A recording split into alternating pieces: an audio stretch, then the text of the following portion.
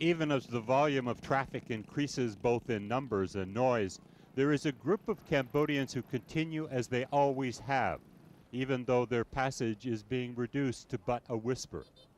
They are the poorest of the poor, running their small businesses from their bicycles. It is a constant struggle to keep their customers. Increasingly, they are being forced out of the mainstream and onto the back streets.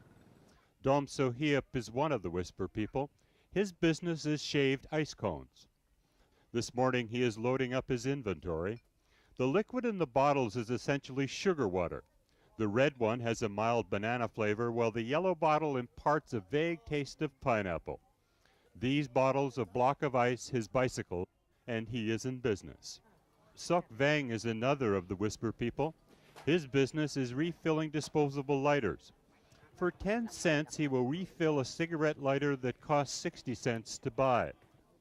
His customers have no concept of things disposable. They recycle not out of choice but necessity. And no one seems to mind that their lighters are being refilled with insecticides, the cheapest compressed flammable material available. Okay.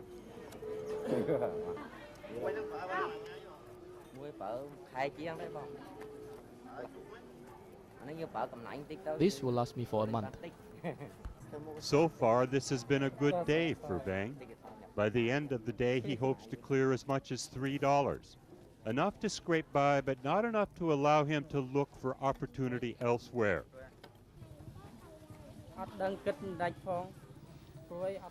I don't know what I can do. I haven't made enough money for another business in 3 years. Sohiep has found a prime spot to stop and find customers. Business is relatively brisk, but it's children that make up most of Sohiep's sales. A refreshing cone of ice and colored sugar water for less than a fraction of a penny. And the fractions he collects amounts to just enough, but no more. I can just feed my family by selling ice. Cambodia's economy is expected to grow by 4% next year. But that economic growth won't be seen by the bicycle vendors that whisper by. The change that marks their days are more people in cars, more people in a hurry with less time to stop and shop, with these traders at the bottom rung of the economy. Sohiep searches for other customers further away from the main roads. The passageways he now travels are getting narrower, his profits thinner.